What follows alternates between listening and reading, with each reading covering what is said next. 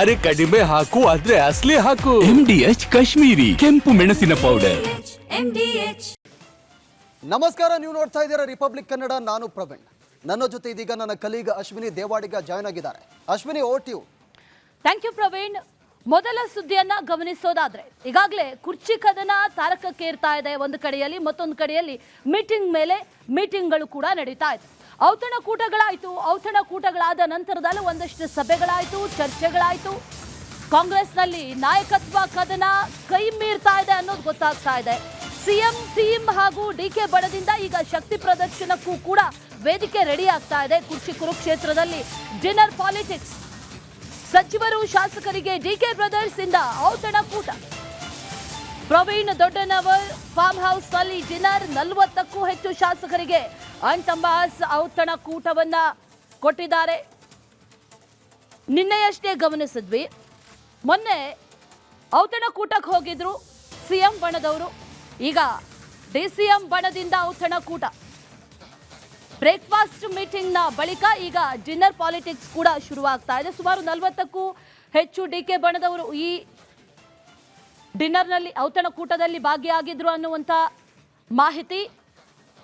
ಅದರ ವಿಜುವಲ್ಸ್ ಅನ್ನ ಕೂಡ ಗಮನಿಸ್ತಾ ಇದ್ದೀವಿ. ಡಿಕೆ ಬಣದ ಒಂದಷ್ಟು ನಾಯಕರು ಈ ಔತಣಕೂಟದಲ್ಲಿ ಭಾಗಿಯಾಗಿದ್ರು. ಡಿಕೆಶಿ ಆಪ್ತರೊಬ್ಬರ ಮನೆಯಲ್ಲಿ ಈ ಔತಣಕೂಟವನ್ನ ಆಯೋಜನೆ ಮಾಡಲಾಗಿರೋದು. ಸಿಎಂ ಬಣದ ಆಪ್ತರಿಗೆ ಆಹ್ವಾನವನ್ನ ನೀಡದೆ ಡಿಕೆ ಶಿವಕುಮಾರ್ ಡಿನ್ನರ್ ಆಯೋಜನೆ ಮಾಡಿದ್ರು. ಸಿಎಂ ಬದಲಾವಣೆ ಕುರಿತು ಈ ಡಿನ್ನರ್ ಮೀಟಿಂಗ್ ನಲ್ಲಿ ಚರ್ಚೆ ಆಗಿದೆ ಅನ್ನುವಂತ ಮಾಹಿತಿ ಕೂಡ ಈಗ ಸದ್ಯಕ್ಕೆ ಸಿಗ್ತಾ ಇದೆ. ಡಿನ್ನರ್ ಮೂಲಕ ಸಿದ್ದು ಬಣಕ್ಕೆ ಆಪ್ತರಿಂದ ತಿರುಗೇಟನ್ನ ಕೊಡೋದಕ್ಕೆ ಮುಂದಾಗಿದ್ದಾರೆ ಅನ್ನುವಂಥದ್ದು ಬಹಳ ಕ್ಲಿಯರ್ ಆಗಿ ಗೊತ್ತಾಗ್ತಾ ಇದೆ. ಮೊನ್ನೆ ಒಂದು ಡಿನ್ನರ್ ಆಯಿತು. ಸಿಎಂ ಬದಲಾವಣೆ ಕುರಿತು ಡಿನ್ನರ್ ಮೀಟಿಂಗ್ ಅಲ್ಲಿ ಚರ್ಚೆ ಆಗಿದೆ ಅನ್ನುವಂಥ ಮಾಹಿತಿ ಇದೆ. ಯತೀಂದ್ರ ಹೇಳಿಕೆಯನ್ನ ಗಂಭೀರವಾಗಿ ಪರಿಗಣಿಸಲಾಗಿದೆ. ಅದರ ಬಗ್ಗೆಯೂ ಕೂಡ ಈ ಸಭೆಯಲ್ಲಿ ಚರ್ಚೆ ಮಾಡಲಾಗಿದೆ ಅನ್ನುವಂಥ ಮಾಹಿತಿ. ಸಿಎಂ ಬಣದ ಆಪ್ತರಿಗೆ ಯಾರಿಗೂ ಕೂಡ ಇದರಲ್ಲಿ ಇನ್ವೈಟ್ ಮಾಡಿಲ್ಲ. ಮೊನ್ನೆ ಫಿರೋಜ್ ಮನೆಯಲ್ಲಿ ಔತಣಕೂಟ ಆಯಿತು. ಸಿಎಂ ಬಣದವರೆಲ್ಲರೂ ಕೂಡ ಇದ್ರು. ಆ ಸಂದರ್ಭದಲ್ಲಿ ಡಿಕೆಶಿ ಅವರನ್ನ ಇನ್ವೈಟ್ ಮಾಡಿದ್ದೀವಿ, ಆದ್ರೆ ಅವ್ರಿಗೆ ಬೇರೆ ಕಾರ್ಯಕ್ರಮ ಇತ್ತು, ಬಂದಿಲ್ಲ ಅನ್ನುವಂಥದ್ದನ್ನ ಸಮರ್ಥನೆ ಮಾಡಿಕೊಂಡ್ರು, ಹೇಳ್ಕೊಂಡ್ರಾದ್ರೂ ಕೂಡ ಈ ಬಾರಿ ಯಾವುದೇ ಸಿಎಂ ಬಣದ ನಾಯಕರಿಗೆ ಇನ್ವೈಟ್ ಮಾಡಿಲ್ಲ ಅನ್ನುವಂಥದ್ದು ಗೊತ್ತಾಗ್ತಾ ಇದೆ. ಡಿಕೆಶಿ ಅವರ ಆಪ್ತರ ಮನೆಯಲ್ಲಿ ನಡೆದಿರುವಂಥ ಔತಣಕೂಟ, ಅದರ ವಿಜುವಲ್ಸ್ ಅನ್ನ ಗಮನಿಸ್ತಾ ಇದೀವಿ. ನಿನ್ನೆ ರಾತ್ರಿ ಡಿನ್ನರ್ ಮೀಟಿಂಗ್ ಒಂದು ನಡೆದಿದೆ. ಇದು ಸಾಕಷ್ಟು ಕುತೂಹಲಕ್ಕೂ ಕೂಡ ಕಾರಣ ಆಗ್ತಾ ಇದೆ. ಇದೇ ವಿಚಾರಕ್ಕೆ ಸಂಬಂಧಪಟ್ಟಂತೆ ಡೀಟೇಲ್ಸ್ ಅನ್ನ ಕೊಡ್ತಾರೆ ನಮ್ಮ ಪ್ರತಿನಿಧಿ ಮೈಲಾರಿ.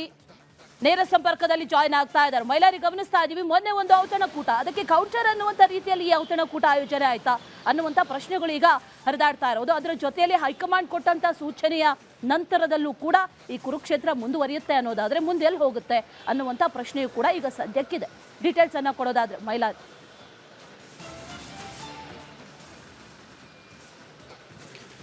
ಹೌದು ಅಶ್ವಿನಿ, ಪ್ರಮುಖವಾಗಿ ಹೈಕಮಾಂಡ್ ಕಟ್ಟಪ್ಪನೆ ಮತ್ತು ಒಗ್ಗಟ್ಟಿನ ಮಂತ್ರದ ಹೊರತಾಗಿಯೂ ಕೂಡ ಇಲ್ಲಿ ಬಣ ಬಡದಾಟ ಮುಂದುವರಿತಿರುವಂಥದ್ದು. ಒಂದು ಕಡೆ ಸಿಎಂ ಅವರು ಡಿಕೆ ಏನು ಡಿನ್ನರ್ ಮೀಟಿಂಗನ್ನು ಮಾಡ್ತಾರೆ, ಮತ್ತೊಂದು ಕಡೆ ಇಲ್ಲಿ ಡಿಕೆ ಶಿವಕುಮಾರ್ ಕೂಡ ಡಿನ್ನರ್ ಮೀಟಿಂಗನ್ನು ಮಾಡ್ತಿರುವಂಥದ್ದು. ಪ್ರಮುಖವಾಗಿ ಮೊದಲ ಬಾರಿಗೆ ಅಂದರೆ ಸಿಎಂ ಸಿದ್ದರಾಮಯ್ಯ ಅವರ ಆಪ್ತರಾಗಿರುವಂಥ ಫಿರೋಜ್ ಸೇಠ್ ಅವರ ಮನೆಯಲ್ಲಿ ಒಂದು ಡಿನ್ನರ್ ಮೀಟಿಂಗ್ ಆಗುತ್ತೆ. ಆ ಒಂದು ಮೀಟಿಂಗ್ನಲ್ಲಿ ಅಹಿಂದ ವರ್ಗಕ್ಕೆ ಸೇರಿದವರು ಎಲ್ಲರೂ ಕೂಡ ಆ ಒಂದು ಡಿನ್ನರ್ ಮೀಟಿಂಗ್ನಲ್ಲಿ ಭಾಗಿಯಾಗ್ತಾರೆ. ಪ್ರಮುಖವಾಗಿ ಸತೀಶ್ ಜಾರಕಿಹೊಳಿ ಇರ್ಬೋದು, KJ ಜಾರ್ಜ್ ಇರ್ಬೋದು, ಜಮೀರ್ ಖಾನ್ ಇರ್ಬೋದು, ಮತ್ತು ಏನು ಈ ಒಂದು ಸಿದ್ದರಾಮಯ್ಯ ಬಣವನ್ನು ಏನು ಒಪ್ಕೊಳ್ತಾರೆ ಆ ಒಂದು ಶಾಸಕರು ಮಂತ್ರಿಗಳೇ ಆ ಒಂದು ಡಿನ್ನರ್ನಲ್ಲಿ ಅವಕಾಶವನ್ನು ಕೊಡಲಾಗಿತ್ತು ಮತ್ತು ಅಲ್ಲಿ ಅವರಿಗೆ ಏನು ಆಮಂತ್ರಣವನ್ನು ಕೊಡಲಾಗಿತ್ತು. ಅವರಿಗೆ ಕೌಂಟರ್ ಕೊಡುವ ನಿಟ್ಟಿನಲ್ಲಿ ಈಗ DKC ಅವರು ಮುಂದಾದ್ರ ಅನ್ನೋ ಒಂದು ಪ್ರಶ್ನೆ ಕೂಡ ಇರುವಂಥದ್ದು. ಯಾಕೆಂದರೆ ನಿನ್ನೆ ಅವರು DKC ಅವರ ಆಪ್ತರಾಗಿರುವಂಥ ಖ್ಯಾತ ಉದ್ಯಮಿ ಪ್ರವೀಣ್ ದೊಡ್ಡಣ್ಣವರವರ ಮನೆಯಲ್ಲಿ ಡಿನ್ನರ್ ಮೀಟಿಂಗ್ ಆಗುತ್ತೆ. ಅಲ್ಲಿ ಕೂಡ ಯಾವುದೇ ಕಾರಣಕ್ಕೂ CM ಸಿದ್ದರಾಮಯ್ಯ ಬಣದ ಶಾಸಕರಿರ್ಬೋದು, ಮಂತ್ರಿಗಳಿಗೆ ಆಮಂತ್ರಣ ಕೊಟ್ಟಿಲ್ಲ ಮತ್ತು DKC ಏನು ಆಪ್ತರಾಗಿರುವಂಥ ಬಹುತೇಕ ಸಚಿವರಿರ್ಬೋದು, ಶಾಸಕರು ಮತ್ತು DKCಯನ್ನು ಒಪ್ಕೊಳ್ಳುವಂಥ ಆಪ್ತರಿಗೆ ಮಾತ್ರ ಅಲ್ಲಿ ಆಮಂತ್ರಣ ಕೊಟ್ಟಿರುವಂಥದ್ದು. ಕಳೆದ ಏನು ಮಧ್ಯರಾತ್ರಿ ಕೂಡ ಅಲ್ಲಿ ಡಿನ್ನರ್ ಪಾರ್ಟಿ ನಡೆಯುತ್ತೆ. ಆ ಒಂದು ಪ್ರಮುಖವಾಗಿ ಆ ಒಂದು ಸಭೆಯಲ್ಲಿ ಕೆಲವೊಂದಿಷ್ಟು ವಿಚಾರಗಳನ್ನು ಚರ್ಚೆ ಮಾಡಿದ್ದಾರೆ ಅನ್ನೋ ಒಂದು ಮಾಹಿತಿ ಕೂಡ ಇರುವಂಥದ್ದು. ಪದೇ ಪದೇ ಆಗಿ ಯತೀಂದ್ರ ಅವರು ಹೇಳಿಕೆಯನ್ನು ಕೊಡ್ತಿರುವಂಥದ್ದು, ನಾಯಕತ್ವ ಬದಲಾವಣೆ ಯಾವುದೇ ಕಾರಣಕ್ಕೂ ಆಗೋದಿಲ್ಲ ಅನ್ನೋ ನಿಟ್ಟಿನಲ್ಲಿ ಅದಕ್ಕೆ ಕಡಿವಾಣ ಹಾಕಬೇಕು ಅನ್ನೋ ನಿಟ್ಟಿನಲ್ಲಿ ಒತ್ತಾಯವನ್ನು ಕೂಡ ಮಾಡಿದರು. ಜೊತೆಗೆ ತಮ್ಮ ಸಂಖ್ಯಾಬಲವನ್ನು ಹೆಚ್ಚಿಸಿಕೊಳ್ಳುವ ನಿಟ್ಟಿನಲ್ಲಿ DKC ಅವರು ಮುಂದಾಗಿದ್ದಾರೆ ಅನ್ನೋ ಒಂದು ಮಾಹಿತಿ ಕೂಡ ಇರುವಂಥದ್ದು. ಯಾಕೆಂದರೆ CM ಸಿದ್ದರಾಮಯ್ಯನವರು ಅಸ್ತ್ರವನ್ನು ಪ್ರಯೋಗಿಸಿ ಇಲ್ಲಿ ತಮ್ಮ ತಾಕತ್ ಏನಿದೆ ಅನ್ನೋದನ್ನು ತೋರಿಸೋದಕ್ಕೆ ಹೈಕಮಾಂಡ್ಗೆ ಏನು ಮುಂದಾಗಿರುವಂಥದ್ದು. ಆದರೆ ಈಗ ಅವರಿಗೆ ಕೌಂಟರ್ ಕೊಡುವಂಥ ಕೆಲಸವನ್ನು DKC ಅವರು ಏನು ಮಾಡ್ತಿರುವಂಥದ್ದು. ಪ್ರಮುಖವಾಗಿ ನಂಬರ್ ಗೇಮನ್ನು ಹೆಚ್ಚಿಸುವಂಥ ಕೆಲಸಕ್ಕೆ ಏನು DK ಶಿವಕುಮಾರ್ ಅವರು ಕೈ ಹಾಕಿದ್ದಾರೆ. ಆ ನಿಟ್ಟಿನಲ್ಲಿ ಸುರೇಶ್ ಅವರು ಈ ಒಂದು ಡಿನ್ನರ್ ಮೀಟಿಂಗನ್ನು ತಮ್ಮ ಆಪ್ತರ ಮೂಲಕ ಮಾಡಿದ್ದಾರೆ ಅನ್ನೋ ಒಂದು ಮಾಹಿತಿ ಕೂಡ ಇರುವಂಥದ್ದು. ಈ ಏನು ರಾಜಕೀಯ ಗೊಂದಲಗಳಿದ್ದಾವೆ ಇದು ಯಾವ ಹಂತಕ್ಕೆ ತೆಗೆದುಕೊಂಡು ಹೋಗುತ್ತೆ ಅನ್ನೋದನ್ನು ಕೂಡ ನೋಡಬೇಕಿರುವಂಥದ್ದು. ಈಗಷ್ಟೇ DK ಶಿವಕುಮಾರ್ ಅವರು ಹೇಳಿಕೆಯನ್ನು ಕೊಟ್ಟರು, ಯಾವುದೇ ಕಾರಣಕ್ಕೂ ನಾವು ಔತಣಕೂಟವನ್ನು ಕೊಟ್ಟಿಲ್ಲ, ಯಾರಾದರೂ ನಮ್ಮ ಆಪ್ತರು ಕರೆದ್ರೆ ಹೋಗಲೇಬೇಕಾಗತ್ತೆ, ನಾಳೆ ಕೂಡ ಆಸಿಫ್ ಸೇಠ್ ಕರೀತಾರೆ ಅಲ್ಲಿಯೂ ಕೂಡ ನಾನು ಹೋಗ್ತೇನೆ ಅನ್ನೋ ಒಂದು ಮಾತನ್ನು ಕೂಡ ಹೇಳ್ತಿರುವಂಥದ್ದು. ಯಾವುದೇ ರೀತಿಯಾದಂಥ ಗೊಂದಲಗಳು ಇಲ್ಲ ಅನ್ನೋ ಒಂದು ಮಾಹಿತಿಯನ್ನು ಹೇಳಿದ್ರು ಕೂಡ ಇಲ್ಲಿ ಒಳಗೊಳಗೆ ಮುಸುಕಿನ ಗುದ್ದಾಟ ಕೂಡ ಇರುವಂಥದ್ದು. Ashwini. Right Mailari, thank you ಡೀಟೇಲ್ಸ್ಗೆ.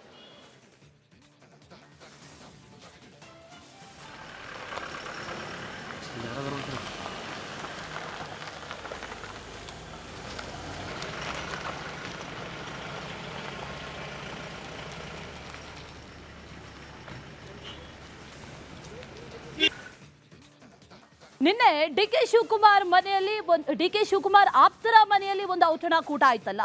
ಈ ಔತಣಕೂಟದ ಬಗ್ಗೆ ಸಾಕಷ್ಟು ಚರ್ಚೆಗಳಾಗ್ತಾ ಇದೆ. ಅದ್ರ ಬಗ್ಗೆ ಖುದ್ದು DK ಶಿವಕುಮಾರ್ ಈಗ ಮಾತಾಡಿದ್ದಾರೆ. ಒಬ್ಬೊಬ್ರು ಕರೀತಾರೆ ಈ ರೀತಿಯಾಗಿ ಡಿನ್ನರ್ ಮೀಟಿಂಗ್ಗೆ ಅಥವಾ ಡಿನ್ನರ್ ಕರೀತಾರೆ, ಬೇಡ ಅನ್ನೋದಕ್ಕೆ ಅಥವಾ ಆಗಲ್ಲ ಅನ್ನೋದಕ್ಕೆ ಆಗುತ್ತಾ ಅನ್ನುವಂಥ ಮಾತನ್ನ ಈ ಡಿನ್ನರ್ ಪಾಲಿಟಿಕ್ಸ್ ಬಗ್ಗೆ ಹೇಳಿದ್ದಾರೆ. ಅಂಥ ಪಾಲಿಟಿಕ್ಸ್ ಇಲ್ಲ ಅಂದಿದ್ದಾರೆ. ನಾಯಕರು ಕರೆದ್ರೆ ನಾವು ಬೇಡ ಅನ್ನೋದಕ್ಕಾಗುತ್ತಾ? ಬೆಳಗಾವಿಯಲ್ಲಿ DCM DK ಶಿವಕುಮಾರ್ ರಿಯಾಕ್ಟ್ ಮಾಡಿದ್ದಾರೆ. ನಾಳೆ ಶಾಸಕ ಆಸಿಫ್ ಸೇಠ್ ಆಹ್ವಾನ ನೀಡಿದ್ದಾರೆ ಅನ್ನುವಂಥದ್ದನ್ನ ಕೂಡ ಹೇಳಿದ್ದಾರೆ. ಇವತ್ತು ಒಬ್ರು ಕರೆದ್ರು, ನಾಳೆ ಮತ್ತೊಬ್ರು ಕರೀತಾರೆ, ಕರೆದಾಗ ಇಲ್ಲ ಅನ್ನೋದಕ್ಕಾಗಲ್ಲ. ಅದರಲ್ಲಿ ಡಿನ್ನರ್ ಪಾಲಿಟಿಕ್ಸ್ ಏನೂ ಇಲ್ಲ. ಕಾಂಗ್ರೆಸ್ನಲ್ಲೇ ಯಾವುದೇ ಡಿನ್ನರ್ ಪಾಲಿಟಿಕ್ಸ್ ನಡೀತಾ ಇಲ್ಲ. ಪ್ರತಿದಿನ ಒಬ್ಬೊಬ್ರು ಊಟಕ್ಕೆ ಕರೀತಾ ಇದ್ದಾರೆ, ಹಾಗಾಗಿ ಹೋಗ್ತಾ ಇದ್ದೀವಿ, ಸೇರ್ತಾ ಇದ್ದೀವಿ ಅಷ್ಟೇ, ಬಿಟ್ರೆ ಬೇರೆ ಏನೂ ಇಲ್ಲ ಅನ್ನುವಂಥದ್ದನ್ನ ಇಲ್ಲೂ ಕೂಡ DK ಶಿವಕುಮಾರ್ ಅದೇ ರೀತಿಯಾಗಿ ಹೇಳ್ಕೊಂಡಿದ್ದಾರೆ. ಯಾವ ಔತಣಕೂಟನೂ ಇಲ್ಲ. ಅದು ನಮ್ಮ ಜಿಲ್ಲಾ ಕಾಂಗ್ರೆಸ್ನ ಮಾಜಿ ಅಧ್ಯಕ್ಷರವರು ಫ್ಯಾಮಿಲಿ, ದೊಡ್ಡ ಫ್ಯಾಮಿಲಿ, ಕಾಂಗ್ರೆಸ್ ಪಾರ್ಟಿ ಫ್ಯಾಮಿಲಿ 15 ವರ್ಷದಿಂದ ಕೇಳ್ತಾ ಇದ್ರು, ಒಂದು ಊಟಕ್ಕೆ ಬನ್ನಿ ಅಂತ. ಒಂದಷ್ಟು ಜನ ಎಲ್ಲ ಹೋಗಿದ್ದು ಅಷ್ಟೇ. ಯಾವ ಔತಣ ಇಲ್ಲ, ಏನೂ ಇಲ್ಲ. ಪಾಪ ಅವರು ನಮ್ಮ ಕಾಂಗ್ರೆಸ್ ಹಿರಿಯ ಕುಟುಂಬದವರು, ನಾವೆಲ್ಲ ಮರೆಯೋಕ್ಕಾಗಲ್ಲ. ಈಗ ನೋಡಿ, ಈಗ ನಮ್ಮ ಹುಡುಗವನ್ನೆಲ್ಲ ಬಂದವನೇನು ಇಲ್ಲಿ ಬಂದು ಕೆಲಸ ಮಾಡ್ತಾವನೆ. ಇಲ್ಲಿ ನಮ್ಮನೆ ಊಟ ಇವತ್ತು ತಂದು ಕೊಡ್ತೀನಿ, ರಾಗಿ ಮುದ್ದೆ ಉಪ್ಸಾರು ಅಂತ ಹೇಳ್ತಾವನೆ. ಸೊ ಬೇಡನಕ್ಕಾಯ್ತಾ?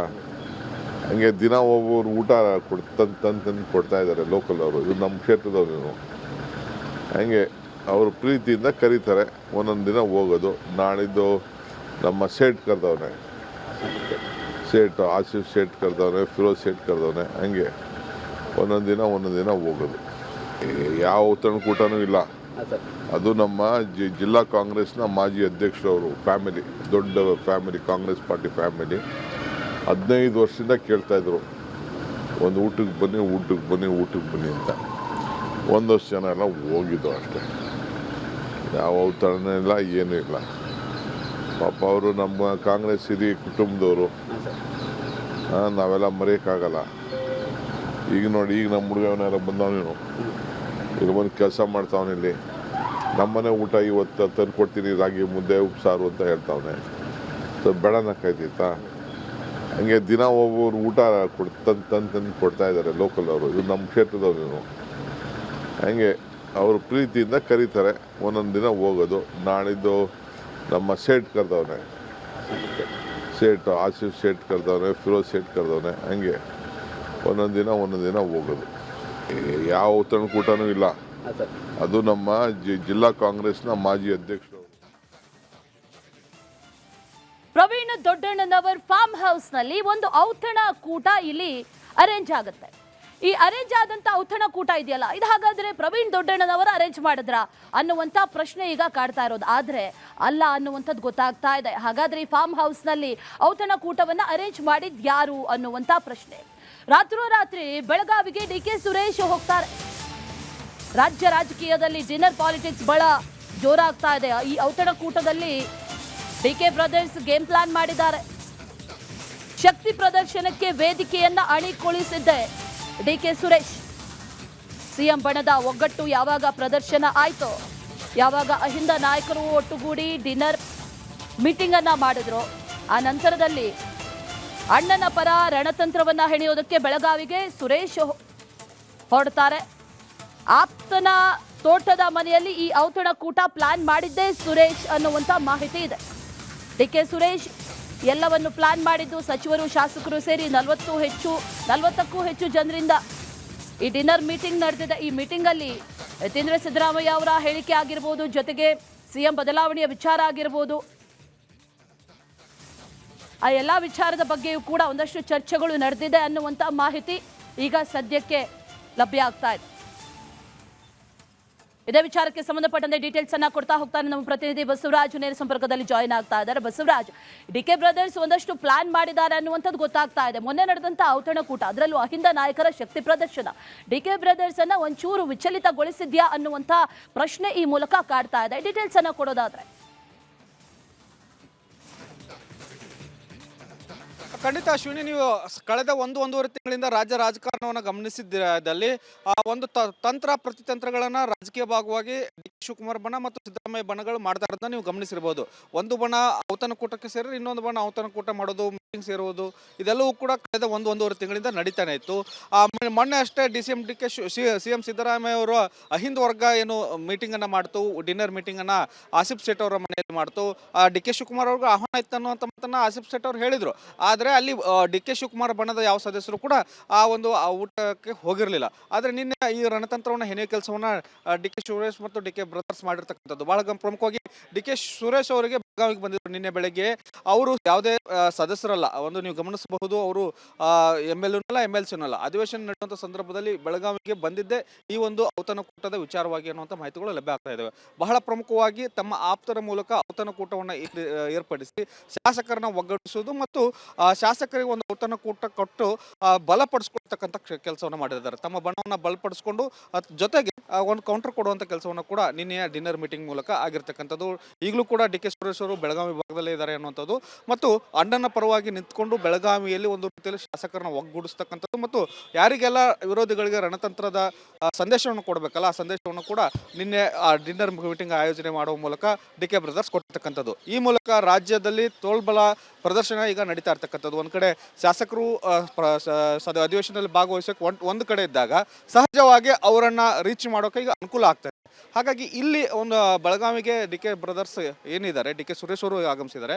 ಅವರು ಒಂದು ರಣತಂತ್ರವನ್ನು ಹೆಣೆಯುವ ಮೂಲಕ ಶಾಸಕರನ್ನ ಒಗ್ಗೂಡಿಸುವಂಥ ಕೆಲಸವನ್ನು ಮಾಡ್ತಾ ಇದ್ದಾರೆ, ತಮ್ಮ ಬಲವನ್ನು ಹೆಚ್ಚಿಸಿಕೊಳ್ಳುವಂಥ ಕೆಲಸವನ್ನು ಮಾಡ್ತಾ ಇದ್ದಾರೆ. ಹೀಗಾಗಿ ಸಿಎಂ ಬಣ ಮತ್ತು ಇನ್ನೊಂದು ಕಡೆ ಡಿ.ಸಿ.ಎಂ ಬಣದ ನಡುವೆ ಈಗ ಶಕ್ತಿ ಪ್ರದರ್ಶನಕ್ಕೆ ವೇದಿಕೆಯಾಗಿ ಬೆಳಗಾವಿ ಅಧಿವೇಶನ ಏರ್ಪಟ್ಟಿರ್ತಕ್ಕಂಥದ್ದು. Ashwini. Right Basavaraj, thank you ಡೀಟೇಲ್ಸ್ಗೆ.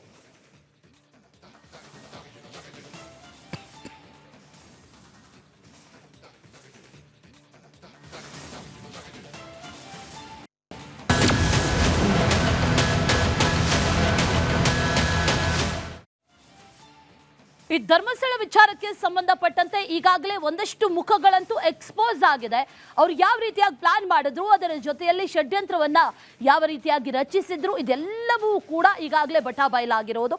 SIT report ಅಲ್ಲಿ ಬಹಳ ಕ್ಲಿಯರ್ ಆಗಿ ಇದೆಲ್ಲವೂ ಕೂಡ ಮೆನ್ಷನ್ ಆಗಿದೆ. ಆದ್ರೆ ಒಂದು ವಿಚಾರ ಗಮನಿಸಲೇಬೇಕು, ಮತ್ತೊಂದು ಮುಖ ಈಗ ಎಕ್ಸ್ಪೋಸ್ ಆಗ್ತಾ ಇದೆ. ಅದ್ಯಾರ್ದು? ಸುಜಾತ ಚಿನ್ನಯ್ಯ ಬಳಿಕ ಇನ್ನೊಂದು ಪಾತ್ರ ಎಕ್ಸ್ಪೋಸ್ ಆಗಿತ್ತು. SIT ವರದಿ ಬೆನ್ನಲ್ಲೇ ಈಗ ಈ ಚಿಕ್ಕ ಕೆಂಪಮ್ಮ ಉಲ್ಟಾ ಹೊಡೆದಿದ್ದಾರೆ.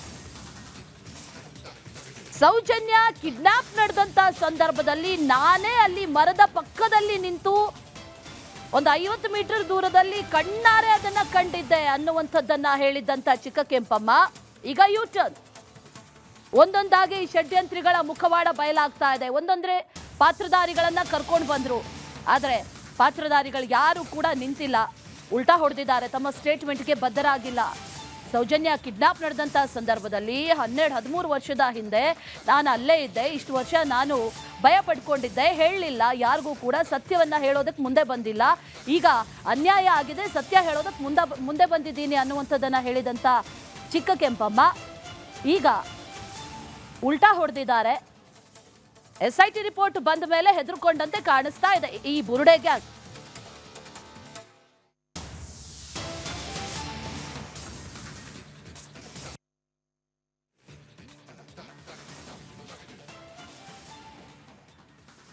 SIT ವರದಿ ಬಂತು. SIT ವರದಿ ಬಂದ ನಂತರದಲ್ಲಿ ಈ ಮಾಸ್ಕ್ ಲೇಡಿ ಇದ್ದಾಳಲ್ಲ, ಈಕೆ ಯೂಟರ್ನ್ ಹೊಡೆದಿದ್ದಾಳೆ. ವರದಿ ನೋಡಿದ ನಂತರದಲ್ಲಿ ಏನಾದರೂ ಬೆಚ್ಚ ಬಿದ್ರ ಹಾಗಾದ್ರೆ ಅನ್ನೋ ಪ್ರಶ್ನೆ. ಯಾಕಂದ್ರೆ ಈಗಾಗಲೇ A1 ಆರೋಪಿಯಿಂದ A6 ಆರೋಪಿಯವರೆಗೂ ಕೂಡ ಚಾರ್ಜಸ್ ಮೇಲೆ ಚಾರ್ಜಸ್. ಸೌಜನ್ಯ ಕಿಡ್ನಾಪ್ ಅನ್ನ ನೋಡಿದ್ದೆ ಅಂತ ಈ ಮಾಸ್ಕ್ ಲೇಡಿ ಹೇಳಿದ್ರು. ಸೌಜನ್ಯಳನ್ನೇ ನೋಡಿದ್ದೆ ಅಂತ ಹೇಳಿದ್ದಂತ ಈಕೆ ಈಗ ನಾನು ಆಕೆಯನ್ನ ನೋಡಿದ್ದೇ ಇಲ್ಲ ಅಂತ ಯೂಟರ್ನ್. ರಿಪಬ್ಲಿಕ್ ಕನ್ನಡದಲ್ಲಿ ಮತ್ತೊಂದು ಮುಖವಾಡ ಈಗ ಎಕ್ಸ್ಪೋಸ್ ಆಗ್ತಾ ಇದೆ ನೋಡಿ. ನಾನು ಸೌಜನ್ಯಾಳನ್ನ ನೋಡಿದ್ದೇನೆ ಅಂತ ಎಲ್ಲೂ ಹೇಳಿಲ್ಲ, ಸೌಜನ್ಯಾಳೆ ಅಪಹರಣ ಆಗಿದ್ದಾಳೆ ಅಂತ ಎಲ್ಲೂ ಹೇಳಿಲ್ಲ, ಒಟ್ಟಾರೆ ಒಂದು ಹುಡುಗಿಯನ್ನ ಅಪಹರಣ ಮಾಡಿದ್ದಾರೆ, ಅದನ್ನ ನಾನು ನೋಡಿದೆ ಅಂತ ಹೇಳಿದ್ದೇನೆ ಅಂತ ಚಿಕ್ಕ ಕೆಂಪಮ್ಮ ಈಗ ಉಲ್ಟಾ ಹೊಡೆದಿದ್ದಾರೆ, ಯೂಟರ್ನ್ ಹೊಡೆದಿದ್ದಾರೆ. SIT ವರದಿ ಬಂತು. ವರದಿ ಬಂದ ನಂತರದಲ್ಲಿ ಆ ವರದಿಯಲ್ಲಿ ಏನೇನು ಅಂಶಗಳು ಮೆನ್ಷನ್ ಆಗಿದೆ ಅನ್ನೋದನ್ನ ನೋಡಿದ್ರೆ ನಿಜಕ್ಕೂ ಕೂಡ ಈ ಬುರುಡೆ ಗ್ಯಾಂಗ್ಗೆ ಯಾವ ರೀತಿ ಸುತ್ತಿಕೊಳ್ತಾ ಇದೆ, ತಾವೇ ಮಾಡಿದಂಥ ಪಾಪ ಕರ್ಮಗಳು ಅನ್ನುವಂಥದ್ದು ಗೊತ್ತಾಗ್ತಾ ಇದೆ. ಅದರಲ್ಲಿ ಈಕೆ ಕೂಡ ಒಬ್ಳು, ಈಕೆಯು ಕೂಡ ಆ ಕಥೆಯಲ್ಲಿ, ಆ ಚಿತ್ರಕಥೆಯಲ್ಲಿ ಬರುವಂಥ ಒಂದು ಪಾತ್ರ. ಆದರೆ ಅದು ಎಂಥ ಆರೋಪವನ್ನು ಮಾಡಿದ್ಲು ಅಂತಂದರೆ, 13 ವರ್ಷದ ಹಿಂದೆ ನಡೆದಂಥ ಕಿಡ್ನಾಪನ್ನು ನಾನು ನೋಡಿದ್ದೆ, ಮರದ ಪಕ್ಕದಲ್ಲಿ ನಿಂತ್ಕೊಂಡು ಔತ್ಕೊಂಡು ನಾನು ನೋಡಿದ್ದೆ, ಎಲ್ಲವನ್ನು ಗಮನಿಸಿದೆ, ಕೇಳೋದಕ್ಕಾಗಲಿಲ್ಲ, ಕೂಗ್ಕೊಳ್ಳೋದಕ್ಕಾಗಲಿಲ್ಲ, ಆ ಸಂದರ್ಭದಲ್ಲಿ ಏನು ಮಾಡೋದಕ್ಕಾಗಲಿಲ್ಲ ನನಗೆ ಅನ್ನುವಂಥ ಅಸಹಾಯಕತೆಯನ್ನು ವ್ಯಕ್ತಪಡಿಸಿದಂಥ ಚಿಕ್ಕ ಕೆಂಪಮ್ಮ ಈಗ ಯೂಟರ್ನ್. ನಾನು ಸೌಜನ್ಯ ಅಂತ ಹೇಳಲಿಲ್ಲ, ಆದರೆ ಯಾವುದೋ ಒಂದು ಹುಡುಗಿಯನ್ನು ಅಪಹರಣ ಮಾಡ್ಕೊಂಡು ಹೋಗೋದನ್ನು ನಾನು ನೋಡಿದ್ದೆ ಅಂತ ಹೇಳಿದ್ದು ಅಂತ ಈಗ ಆಕೆ ಯೂಟರ್ನ್ ಹೊಡೆದು ಈ ಇಡೀ ಪ್ರಕರಣ ಇದೆಯಲ್ಲ, ಆ ಪ್ರಕರಣದಿಂದ ತಾನು ಹೊರಗಿರಬೇಕು ಅನ್ನುವಂಥ ನಿಟ್ಟಿನಲ್ಲಿ ಪ್ಲಾನ್ ಮಾಡ್ತಾ ಇದ್ದಾಳೆ ಅನ್ನುವಂಥದ್ದಂತೂ ಕನ್ಫರ್ಮ್. ಆದರೆ ಈಗಾಗಲೇ SIT ಅಧಿಕಾರಿಗಳು ಇದೆಲ್ಲವನ್ನು ಕೂಡ ಕೂಲಂಕುಷವಾಗಿ ಗಮನಿಸಿದ್ದಾರೆ. ಆ ಹುಡುಗಿ ನಡ್ಕೊಂಡು ಬರೋದೆಲ್ಲ ನೋಡಿದ್ದೀರಿ. ಆ ನಂತರ ಆ ಹುಡುಗಿನ ಹಿಂದೆ ಕೈ ಕಟ್ಟಿ ಆಗ ಆ ಹುಡುಗಿನ ಎತ್ಕೊಂಡು ಹೋಗಿರೋದು ಎಲ್ಲ ನೋಡಿದ್ದೀರಿ ಅಲ್ವಾ? ನಾನೀಗ ಒಂದು ಫೋಟೋ ತೋರಿಸ್ತೀನಿ, ಆ ಹುಡುಗಿ ಅಂತ ಐಡೆಂಟಿಫೈ ಮಾಡ್ತೀರಾ? ನೋಡಿ, ಈ ಫೋಟೋ ನಾನು ತೋರಿಸ್ತೀನಿ ಈ ಅಮ್ಮನಿಗೆ, ಅವ್ರನ್ನ ಐಡೆಂಟಿಫೈ ಮಾಡ್ತಾರಾ ಅಂಥೇಳಿ ನೋಡೋಣ. ಈ ಫೋಟೋ ನಾನು ತೋರಿಸ್ತೀನಿ. ಇದೇ ಹುಡುಗಿನ? ಎಸ್, ಇದೇ ಹುಡುಗಿ, ನನ್ನ ಸೋದರತ್ತೆ ಮಗಳು ಟೈಪ್ ಜ್ಯೋತಿ, ಅವಳ ಥರನೇ ಇದ್ದಾಳೆ, ಸೇಮ್ ಇದೇ ಟೈಪು. ನಮ್ಮ ಅತ್ತೆ ಮಗಳು ಮೊಮ್ಮಗಳು ಕೂಡ ತೀರ್ಕೊಂಡಿದ್ದಾಳೆ ಆವಾಗಲೇ. ಅವಳು ಇದೇ ಹುಡುಗಿ ನಾನು ಕರೆಕ್ಟಾಗಿ ನೋಡಿದ್ದೀನಿ. ಇವಳು ನಮ್ಮ ರಿಲೇಷನ್ ಥರ ಫೇಸ್ ಕಟ್ ಹೊಂದಿರೋದ್ರಿಂದ ಇವಳನ್ನ ನಾನು 2 ಸೆಕೆಂಡ್ ಗಮನಿಸಿದ್ದೀನಿ. ಅವಳು ಕೂಡ ನಾನು ನೋಡಿದ್ದಾಳೆ ಈ ಕಡೆ, ಯಾಕೆಂದರೆ ಅಲ್ಲಿ ಜನಗಳಾಗಲಿ ನಾವಿಬ್ಬರೇ ಕೂತಿದ್ದೀವಿ ಮಂಗಗಳ ಥರ ಅಂತ ಅವಳು ನೋಡಿರಬೇಕು. ಅವಳು ನೋಡಿದ್ದಾಳೆ ನಮ್ಮನ್ನು. ಬಟ್ ಅದನ್ನು ನಾವು ಅಲ್ಲಿ ಪರಸ್ಥಳ ನಾವು ಯಾಕೆ ಕೂತಿದ್ದೀವಿ ಅಂತ ನೋಡಿದ್ರೆ ಇಲ್ಲಿ ಯಾರೂ ಇರೋಲ್ಲ, ಜನಗಳು ಇವರೇ ಬಂದು ಕೂತಿದ್ದಾರೆ ಅಂತ ನೋಡಿದ್ಲ ಏನೋ ಗೊತ್ತಿಲ್ಲ. ಬಟ್ ನಾವೇನು ಮಾತುಗೀತೆ ಏನೂ ಆಡಲಿಲ್ಲ. ಅವಳು ನೋಡ್ಕೊಂಡು ಹೋದ್ಲು, ನಾವು ನೋಡ್ಕೊಂಡು ಸುಮ್ಮನೆ ಕೂತಿದ್ವಿ. ಈಗ ನೀಲಿ ಬಣ್ಣದ ಶಾಲು, ಹಾಗೆ ಆಕಾಶ ನೀಲಿ ಬಣ್ಣದ ಟಾಪು, ನೀಲಿ ಬಣ್ಣದ ಪ್ಯಾಂಟು, ನೀಲಿ ಕಲರ್ ಪ್ಯಾಂಟು, ನೀಲಿ ಕಲರ್ ವೇಲು, ಸ್ಕೈ ಬ್ಲೂ ಕಲರ್ದು ಟಾಪ್. ಎಷ್ಟು ವರ್ಷ ಆಗಿರ್ಬೋದು ಇವಳಿಗೆ? ಅವಳಿಗೆ ಮೋಸ್ಟ್ಲಿ ಒಂದು 15, 16, 17 ಅಷ್ಟು ಅನ್ಕೊಂಡು. ನೋಡಿ, ಈ ಅಮ್ಮ ನೋಡಿರುವಂಥ ಫೋಟೋದಲ್ಲಿ ತೋರಿಸಿದೆ ನಾನು, ಇದೇ ಹುಡುಗಿ ಅಂತ ಕಡಾಖಂಡಿತವಾಗಿ ಹೇಳ್ತಾ ಇದ್ದಾರೆ. ಈ ಹುಡುಗಿ ಸೌಜನ್ಯ ಪ್ರಕರಣದ ಸೌಜನ್ಯ ರೇಪ್ ಆ್ಯಂಡ್ ಮರ್ಡರ್ ಆಗಿರೋದು ಕೂಡ ಅಕ್ಟೋಬರ್ 9ನೇ ತಾರೀಕು 2012. ಈ ಅಮ್ಮ ಕೂಡ ಅವತ್ತೇ ಹೋಗಿರೋದು ಇದೇ ಹುಡುಗಿ ಅಂತ ಹೇಳ್ತಾ ಇದ್ದಾರೆ. ಅಮ್ಮ, ನೀವು ಅವತ್ತು ಈ ಹುಡುಗಿನ ಕಿಡ್ನಾಪ್ ಮಾಡ್ಕೊಂಡು ಹೋಗೋದು ನೋಡಿದ್ರಿ, ಆ ಹುಡುಗಿನ ಎತ್ಕೊಂಡು ಹೋಗೋದೆಲ್ಲ ನೋಡಿದ್ರಿ, ನಿಮ್ಮ ಕಣ್ಮುಂದೆ ಆಯಿತು, ನೀವು ಸ್ವಲ್ಪವೂ ಕೂಡ ಪ್ರತಿಭಟಿಸ್ಲಿಲ್ವಾ? ನಾನು ಹೇಳಿದ್ನಲ್ಲ, ನಾನು ಹೋಗೋಷ್ಟರಲ್ಲಿ ಎಲ್ಲ ಪಾಸ್ ಆಗೋದ್ರು. ಆಯಪ್ಪನ ಕೇಳಿದಕ್ಕೆ ನಿಮಗೆ ಯಾಕೆ ಬೇಕು ಇದು, ನೀವು ಎಲ್ಲಿಂದ ಬಂದಿದ್ದೀರಾ, ನೀವು ಹೋಗಿ ನೀವು ಇದನ್ನೆಲ್ಲ ಕೇಳಬಾರ್ದು, ಅದು ಇಲ್ಲಿದೆ ಹುಡುಗಿ, ಅದು ಅವ್ರ ಮನೆಯದು ಹುಡುಗಿ, ಅದು ಅವರು ಕರ್ಕೊಂಡು ಹೋಗಿದ್ದು, ನಿಮಗೇನು ನಷ್ಟ ಅಂತವರು ಇದೇ ಭಾಷೆಯಲ್ಲಿ ರಾಗವಾಗಿ ಅವ್ರ ಭಾಷೆಯಲ್ಲಿ ಅವ್ರದೇ ಒಂಥರ ಭಾಷೆ, ಅದೇ ಭಾಷೆಯಲ್ಲಿ ನಮ್ಗೆ ಹೇಳಿದ್ರು. ಆ ಕುಳ್ಳ ಅಯ್ಯಪ್ಪ ದಪ್ಪಗಿದ್ರಲ್ಲ ಅವ್ರಿಗೆ ಹೇಳಿದ್ಮೇಲೆ ನಾವು ಬೇಜಾರು ಮಾಡ್ಕೊಂಡು ಈ ಕಡೆ ಬಂದ್ಬಿಟ್ವಿ. ನನ್ನ ಕಣ್ಣಿಂದ ನೋಡಿರೋ ಒಂದೇ ಒಂದು ದೃಶ್ಯ ಮಾತ್ರ ನಾನು ಹೇಳಿರೋದು. ಆ ಹುಡುಗಿಗೆ ನ್ಯಾಯ ಕೊಡಿಸಿ ಅವಳೇ ಅಪಹರಣ ಆಗಿದ್ದಾಳೆ, ಸೌಜನ್ಯನೇ ಅಪಹರಣ ಆಗಿದ್ದಾಳೆ ಅಂತ ನಾನು ಎಲ್ಲೂ ಹೇಳಿಲ್ಲ. ಮತ್ತು ಸೌಜನ್ಯನೇ ಅವಳು ಅಂತ ನಾನು ಹೇಳಿಲ್ಲ. ಆ ಒಂದು ಫೋಟೋ ನೋಡಿದಾಗ ಆ ಹುಡುಗಿಯಲ್ಲಿ ನೋಡಿದಾಗ ಅದೇ ಥರ ಇತ್ತು. ಮೋಸ್ಟ್ಲಿ ಏನೋ ಗೊತ್ತಿಲ್ಲ, ಒಟ್ಟಾರೆ ಒಂದು ಹುಡುಗಿ ಅಪಹರಣ ಮಾಡಿದ್ದು ನಾನು ನೋಡಿದ್ದೀನಿ. ಆ ಹುಡುಗಿ ಸರ್ ನಾನು ಎಲ್ಲೂ ಮೆನ್ಷನ್ ಮಾಡಿಲ್ಲ, ಹೇಳಿಲ್ಲ ಸೌಜನ್ಯನೇ ಅಪಹರಣ ಮಾಡಿದ್ದಾರೆ ಅಂತ. ಬಟ್ ನಮ್ಮ ಧರ್ಮಸ್ಥಳಕ್ಕೆ ಹೋಗಿದ್ದಾಗ ಅವಾಗಿಂದನೇ ಇವಾಗಲೊಳಗೆ ನನ್ನ ಎದೆಯಲ್ಲಿ ಅದು ಇದ್ದೇ ಇದೆ. ಒಂದೇ ಒಂದು ಘಟನೆ ಇನ್ಸಿಡೆಂಟು ನನ್ನ ಜೀವನದಲ್ಲಿ ಅದು ನಡೆದಿರೋದು. ಹೌದು, ನಮ್ಮನ್ನು ಫೋರ್ಸೇಬಲಿ ಕಳಿಸಿದ್ರಲ್ಲ ಸರ್ ಅವರು. ಒಂದು 4 ಜನ ಇದ್ರು ಅಲ್ಲಿ, ಯೂನಿಫಾರ್ಮ್ ಹಾಕ್ಕೊಂಡು ಬ್ಯಾಗ್ ಇಟ್ಕೊಂಡು ಸ್ಕೂಲ್ ಹುಡುಗಿ ಹೋಗ್ತಾ ಇತ್ತು. ಒಂದು ಸ್ಕೂಲ್ ಮಗುನ ಅಪಹರಣ ಮಾಡಿದ್ರಲ್ಲ ಅಲ್ಲಿ, ಅದು ನನ್ನ ಮನಸ್ಸಲ್ಲಿ ಯಾವಾಗಲೂ ಉಳಿದಿದೆ. ಅದಷ್ಟೇ. ಸೌಜನ್ಯನ ಅಂತ ಅಲ್ಲ, ನೀವು ಪತ್ತೆ ಹಚ್ಚಿ ಅವಳು ಸೌಜನ್ಯ ಇರಬಹುದಾ ಅಂತ ಅದನ್ನು ಕೇಳಿದ್ದೀನಿ ನಾನು. ಒಂದು ಇನ್ಸಿಡೆಂಟ್ ನಾನು ನೋಡಿದ್ದೆ, ಈ ಇನ್ಸಿಡೆಂಟಲ್ಲಿ ಆ ಮಗುನೇ ಇರಬಹುದಾ?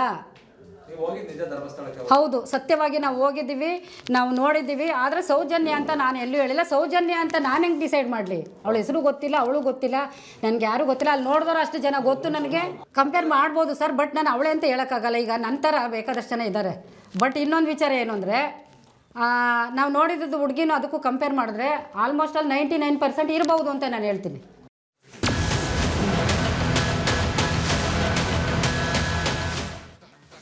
Welcome back. ಶ್ರೀ ಕ್ಷೇತ್ರ ಧರ್ಮಸ್ಥಳದ ವಿರುದ್ಧ ನಡೆದಂಥ ಷಡ್ಯಂತ್ರ, ಆ ಷಡ್ಯಂತ್ರವನ್ನ ನಡೆಸಿದಂಥ ಷಡ್ಯಂತ್ರಿಗಳು, ಅವರ ಮುಖವಾಡ ಈಗಾಗಲೇ ಬಯಲಾಗಿದೆ. ಸುಜಾತ ಆಯ್ತು, ಚಿನ್ನಯ್ಯ ಆಯ್ತು, ಈಗ ಈ ಮಾಸ್ಕ್ ಲೇಡಿ ಕೂಡ ಯೂಟರ್ನ್ ಹೊಡೆದಿದ್ದಾಳೆ. ಅದಕ್ಕೆ ಸಂಬಂಧಪಟ್ಟಂತೆ ಒಂದು ವರದಿ ಇದೆ, ನೋಡ್ಕೊಂಡ್ಬನ್ನಿ.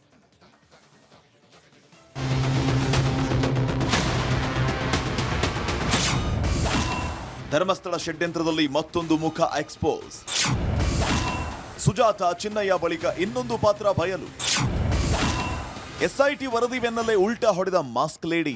ಸೌಜನ್ಯನೇ ಅಪಹರಣ ಆಗಿದ್ದಾಳೆ ಅಂತ ನಾನು ಎಲ್ಲೂ ಹೇಳಿಲ್ಲ, ಮತ್ತೆ ಸೌಜನ್ಯನೇ ಅವಳು ಅಂತ ನಾನು ಹೇಳಿಲ್ಲ. Expose, big expose. Sujata Bhat ಸುಳ್ಳಿನ ಕೋಟೆಯನ್ನ ಛಿದ್ರಗೊಳಿಸಿದ್ದಾಯ್ತು. Mask man ಚಿನ್ನಯ್ಯನ ಮುಖವಾಡವನ್ನು ಕಳಚಿದ್ದಾಯ್ತು. ಇದೀಗ ನಿಮ್ಮ ರಿಪಬ್ಲಿಕ್ ಕನ್ನಡ ಇನ್ನೊಂದು ಪಾತ್ರವನ್ನ ಬಯಲು ಮಾಡ್ತಾ ಇದೆ. SIT ವರದಿ ಬೆನ್ನಲ್ಲೇ ಒಂದೊಂದೇ ಪಾತ್ರಗಳು ಓಡಿ ಹೋಗ್ತಾ ಇವೆ. ಸ್ವಲ್ಪ ರೀಕಾಲ್ ಮಾಡ್ಕೊಳ್ಳಿ. ಬುರುಡೆ ಗ್ಯಾಂಗ್ ಹಾರಾಟ ಪೀಕ್ನಲ್ಲಿದ್ದಾಗಲೇ ದುತ್ತನೆ ಮಂಡ್ಯದ ಮಾಸ್ಕ್ ಲೇಡಿ ಈ ಗ್ಯಾಂಗ್ಗೆ ಬೂಸ್ಟ್ ಕೊಟ್ಟಿದ್ರು. ಆ ಬೂಸ್ಟ್ ಯಾವ ರೀತಿ ಇತ್ತು ಅಂದ್ರೆ, ಚಿನ್ನಯ್ಯ ಅಷ್ಟೇ ಅಲ್ಲ, ತಾನೂ ಕೂಡ ಅಲ್ಲಾಗ್ತಾ ಇತ್ತು ಎನ್ನಲಾದ ಅನಾಹುತಗಳಿಗೆ ಸಾಕ್ಷಿ ಅಂತ ಬಂಬಡ ಬಜಾಯಿಸಿದ್ರು. ಅಷ್ಟೇ ಅಲ್ಲ, ಸೌಜನ್ಯಾಳನ್ನ ನಾನು ಕಣ್ಣಾರೆ ಕಂಡಿದ್ದೇನೆ ಅಂತ ಪಟಪಟ ಗಿಡಿಪಾಠ ಒಪ್ಪಿಸಿದ್ರು. ನೀವೊಮ್ಮೆ ಆ ಮಾತುಗಳನ್ನ ಕೇಳಲೇಬೇಕು. ಈ ಫೋಟೋ ನಾನು ತೋರಿಸ್ತೀನಿ ಈ ಅಮ್ಮನಿಗೆ, ಅವ್ರನ್ನ ಐಡೆಂಟಿಫೈ ಮಾಡ್ತಾರಾ ಅಂಥೇಳಿ ನೋಡೋಣ. ಈ ಫೋಟೋ ನಾನು ತೋರಿಸ್ತೀನಿ. ಇದೇ ಹುಡುಗಿನ? ಎಸ್, ಇದೇ ಹುಡುಗಿ, ನನ್ನ ಸೋದರತ್ತೆ ಮಗಳು ಟೈಪ್ ಜ್ಯೋತಿ. ಅವಳ ಥರನೇ ಇದ್ದಾಳೆ, ಸೇಮ್ ಇದೇ ಟೈಪು. ನಮ್ಮ ಅತ್ತೆ ಮಗಳು ಮೊಮ್ಮಗಳು ಕೂಡ ತೀರ್ಕೊಂಡಿದ್ದಾಳೆ ಆವಾಗಲೇ. ಇದೇ ಹುಡುಗಿ ನಾನು ಕರೆಕ್ಟಾಗಿ ನೋಡಿದ್ದೀನಿ. ಇವಳು ನಮ್ಮ ರಿಲೇಷನ್ ಥರ ಫೇಸ್ ಕಟ್ ಹೊಂದಿರೋದ್ರಿಂದ ಇವಳನ್ನ ನಾನು 2 ಸೆಕೆಂಡ್ ಗಮನಿಸಿದ್ದೀನಿ. ಅವಳು ಕೂಡ ನಾನು ನೋಡಿದ್ದಾಳೆ ಈ ಕಡೆ, ಯಾಕೆಂದರೆ ಅಲ್ಲಿ ಜನಗಳಾಗಲಿ ನಾವಿಬ್ಬರೇ ಕೂತಿದ್ದೀವಿ ಮಂಗಗಳ ಥರ ಅಂತ ಅವಳು ನೋಡಿರಬೇಕು. ಅವಳು ನೋಡಿದ್ದಾಳೆ ನಮ್ಮನ್ನು. ಬಟ್ ಅದನ್ನು ನಾವು ಅಲ್ಲಿ ಪರಸ್ಥಳ ನಾವು ಯಾಕೆ ಕೂತಿದ್ದೀವಿ ಅಂತ ನೋಡಿದ್ರೆ ಇಲ್ಲಿ ಯಾರೂ ಇರೋಲ್ಲ, ಜನಗಳು ಇವರೇ ಬಂದು ಕೂತಿದ್ದಾರೆ ಅಂತ ನೋಡಿದ್ಲ ಏನೋ ಗೊತ್ತಿಲ್ಲ. ಬಟ್ ನಾವೇನು ಮಾತುಗೀತೇನು ಆಡಲಿಲ್ಲ. ಅವಳು ನೋಡ್ಕೊಂಡು ಹೋದ್ಲು, ನಾವು ನೋಡ್ಕೊಂಡು ಸುಮ್ಮನೆ ಕೂತಿದ್ವಿ. ನೀಲಿ ಕಲರ್ ಪ್ಯಾಂಟು, ನೀಲಿ ಕಲರ್ ವೇಲು, ಸ್ಕೈ ಬ್ಲೂ ಕಲರ್ದು ಟಾಪ್. ಈ ಮಾಸ್ಕ್ ಲೇಡಿಯ ಸುಳ್ಳಿನ ಗಿಡಿಪಾಠವನ್ನ ರಿಪಬ್ಲಿಕ್ ಕನ್ನಡ ಅವತ್ತೇ ಗೆಸ್ ಮಾಡಿತ್ತು. ಗಿಣಿ ಮಾತಿನ ಹಿಂದಿನ ಮಿಸ್ಸಿಂಗ್ ಲಿಂಕ್ ಎಳೆ ಎಳೆಯಾಗಿ ಹೇಳಿತ್ತು ರಿಪಬ್ಲಿಕ್. ಮಾಸ್ಕ್ ಲೇಡಿ ಅಲಿಯಾಸ್ ಚಿಕ್ಕ ಕೆಂಪಮ್ಮ ಹೇಳ್ತಾ ಇರೋದು ಬುರುಡೆ ಅಂತ ನಾವು ಘಂಟಾಘೋಷವಾಗಿ ಹೇಳಿದ್ವಿ. ಆದ್ರೆ ನೋಡಿ, ಸರಗಲ್ಲಿ ಕೆಂಡವನ್ನ ತುಂಬಾ ಹೊತ್ತು ಮುಚ್ಚಿಡಕ್ಕಾಗಲ್ಲ. ಅದೇ ರೀತಿ ಸತ್ಯವನ್ನೂ ಕೂಡ ಯಾವತ್ತು SITಯ ತನಿಖಾ ವರದಿ ರಿವೀಲ್ ಮಾಡ್ತೋ, ಈ ಚಿಕ್ಕ ಕೆಂಪಮ್ಮ ಅಲಿಯಾಸ್ ಮಾಸ್ಕ್ ಲೇಡಿಯ ಬುಡ ಅಲ್ಲಾಡಿ ಹೋಯ್ತು. ಈಗ ನೋಡಿ ಹೇಗೆ ವರಸೆ ಬದಲಾಯಿಸ್ಬಿಟ್ಟಿದ್ದಾರೆ. ನನ್ನ ಕಣ್ಣಿಂದ ನೋಡಿರೋ ಒಂದೇ ಒಂದು ದೃಶ್ಯ ಮಾತ್ರ ನಾನು ಹೇಳಿರೋದು. ಆ ಹುಡುಗಿಗೆ ನ್ಯಾಯ ಕೊಡಿಸಿ ಅವಳೇ ಅಪಹರಣ ಆಗಿದ್ದಾಳೆ, ಸೌಜನ್ಯನೇ ಅಪಹರಣ ಆಗಿದ್ದಾಳೆ ಅಂತ ನಾನು ಎಲ್ಲೂ ಹೇಳಿಲ್ಲ. ಮತ್ತು ಸೌಜನ್ಯನೇ ಅವಳು ಅಂತ ನಾನು ಹೇಳಿಲ್ಲ. ಆ ಒಂದು ಫೋಟೋ ನೋಡಿದಾಗ ಆ ಹುಡುಗಿಯಲ್ಲಿ ನೋಡಿದಾಗ ಅದೇ ಥರ ಇತ್ತು. ಮೋಸ್ಟ್ಲಿ ಏನೋ ಗೊತ್ತಿಲ್ಲ, ಒಟ್ಟಾರೆ ಒಂದು ಹುಡುಗಿ ಅಪಹರಣ ಮಾಡಿದ್ದು ನಾನು ನೋಡಿದ್ದೀನಿ. ಹೌದು, ನಮ್ಮನ್ನು ಫೋರ್ಸೇಬಲಿ ಕಳಿಸಿದ್ರಲ್ಲ ಸರ್ ಅವರು. ಒಂದು 4 ಜನ ಇದ್ರು ಅಲ್ಲಿ, ಯೂನಿಫಾರ್ಮ್ ಹಾಕ್ಕೊಂಡು ಬ್ಯಾಗ್ ಇಟ್ಕೊಂಡು ಸ್ಕೂಲ್ ಹುಡುಗಿ ಹೋಗ್ತಾ ಇತ್ತು. ಒಂದು ಸ್ಕೂಲ್ ಮಗುನ ಅಪಹರಣ ಮಾಡಿದ್ರಲ್ಲ ಅಲ್ಲಿ, ಅದು ನನ್ನ ಮನಸ್ಸಲ್ಲಿ ಯಾವಾಗಲೂ ಉಳಿದಿದೆ. ಅದಷ್ಟೇ. ಸೌಜನ್ಯನ ಅಂತ ಅಲ್ಲ, ನೀವು ಪತ್ತೆ ಹಚ್ಚಿ ಅವಳು ಸೌಜನ್ಯ ಇರಬಹುದಾ ಅಂತ ಅದನ್ನು ಕೇಳಿದ್ದೀನಿ ನಾನು. ಒಂದು ಇನ್ಸಿಡೆಂಟ್ ನಾನು ನೋಡಿದ್ದೆ, ಈ ಇನ್ಸಿಡೆಂಟಲ್ಲಿ ಆ ಮಗುನೇ ಇರ್ಬೋದಾ? ನೋಡಿದ್ರಲ್ವಾ, SIT ತನಿಖಾ ವರದಿ ಸಲ್ಲಿಕೆ ಬೆನ್ನಲ್ಲೇ ಎಲ್ಲಾ ಪಾತ್ರಗಳು ಒಂದೊಂದೇ ಬಯಲಾಗ್ತಾ ಇವೆ. ಶ್ರೀ ಕ್ಷೇತ್ರದ ವಿರುದ್ಧ ಷಡ್ಯಂತ್ರ ಮಾಡಿದವರು ಒಬ್ಬೊಬ್ಬರೇ ತನಿಖೆಗೆ ಹೆದರಿ ಓಡಿ ಹೋಗ್ತಿದ್ದಾರೆ. Bureau report, republic Kannada.